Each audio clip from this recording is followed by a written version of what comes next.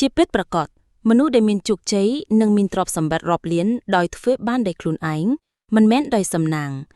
ពួកគេមានទម្លាប់ប្រចាំថ្ងៃដែលជួយឲ្យពួកគេធ្វើបានល្អជាងមុនរៀងរាល់ថ្ងៃ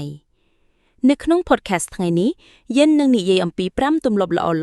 របស់មហាសេដ្ឋីជោគជ័យសល់លុយរាប់លានតើចាប់ផ្ដើមទម្លាប់ទី1ការកំណត់គោលបំណងចាំបាច់ល្អនិងមានចរិតបន្តលើវា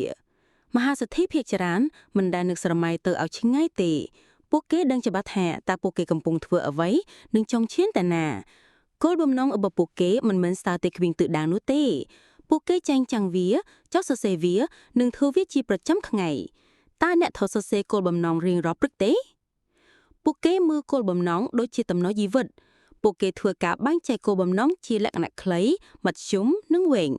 ឧទាហរណ៍ការបង្កើតចំណូលបន្ថែមការអភិវឌ្ឍជំនាញឬការបង្កើតបណ្ដាញសង្គមមានគុណភាព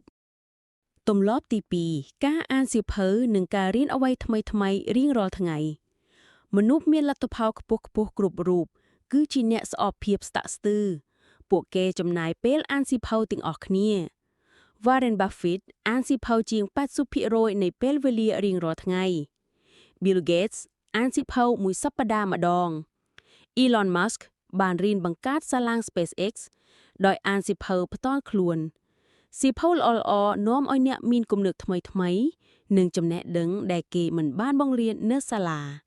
ប្រសិនបើអ្នកចាប់ផ្ដើមអាន30នាទីក្នុងមួយថ្ងៃតែប៉ុណ្ណោះអ្នកអាចបំលែងជីវិតអ្នកបានហើយទម្លាប់ទី3ការប្រមូលប្រាក់និងវិនិយោគយ៉ាងឆ្លាតវៃមហាសេដ្ឋីមិនចំណាយលុយលើអ្វីដែលគ្មានតម្លៃទេពួកគេរៀនរបៀបគ្រប់គ្រងចំណាយនិងយល់ពីកម្លាំងនៃការវិនិយោគពួកគេចាប់ផ្ដើមដោយចំណាយតិចជាងចំណូលរួចសន្សំប្រាក់សំខាន់ៗនិងវិនិយោគវាចូលទីផ្សារភាគហ៊ុនអចលនទ្រព្យឬអាជីវកម្មផ្សេងៗពួកគេយល់ថាការធ្វើឲ្យលុយធ្វើការចំណុចខ្លួនឯងគឺជាជំហានដ៏សំខាន់ទម្លាប់ទី4ការរក្សាសុខភាពនិងបម្រើការចិត្តវិទ្យាមនុស្សមានជោគជ័យគ្រប់រូបដឹងថាខ្លួនត្រូវការសុខភាពល្អដើម្បីធ្វើឲ្យអាជីពរបស់ពួកគេលូតលាស់បានពួកគេចំណាយពេលហាត់ប្រាណអាហារដែលមានប្រយោជន៍ហើយសម្រាកគ្រប់គ្រាន់មានមនុស្សជោគជ័យជាច្រើនជ្រើសរើសអាហារសប្បនិមិត្តឬបណ្ដោះអាសន្នលើ intermittent fasting ចំពោះផ្នែកចិត្តវិទ្យាពួកគេសង្ឃឹមលើការធ្វើសមាធិការស្ដាប់ podcast ល្អៗឬចំណាយពេលដើម្បីគិតផ្ទាល់ខ្លួនពួកគេដឹងថាចិត្តគឺជាឧបករណ៍សំខាន់ក្នុងការសម្រេចចិត្តត្រឹមត្រូវទម្លាប់ទី5ការបង្កើតបណ្ដាញអ្នកជោគជ័យគេតែងនិយាយថាអ្នកគឺជាមធ្យមនៃមនុស្ស5នាក់ដែលអ្នកស្និទ្ធស្នាលជាមួយបំផុតមហាសេដ្ឋីដឹងថាពួកគេចង់ទៅណាហើយពួកគេរកមនុស្សដែលស្ថិតនៅតាមផ្លូវនោះដើម្បីរៀនពីពួកគេចូលរួមក្នុងកម្មវិធី networking ស្ដាប់ការបង្ហាញពីអ្នកជោគជ័យដោះស្រាយបញ្ហាជាមួយមនុស្សជំនាញ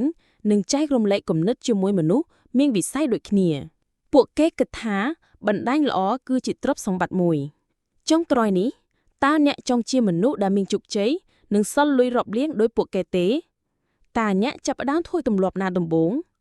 ចងចាំថាជោគជ័យមិនមែនកាត់ឡើងក្នុងមួយយប់ទេវាជារបៀបរស់នៅជាជម្រើសរៀងរាល់ថ្ងៃសូមអរគុណសម្រាប់ការស្ដាប់ប្រសិនបើអ្នកចូលចិត្ត podcast នេះកុំភ្លេចចែករំលែកទៅកាន់មិត្តភ័ក្តិនិងជាវរបស់យើងសម្រាប់ពេលក្រោយសូមឲ្យអ្នកបានជោគជ័យ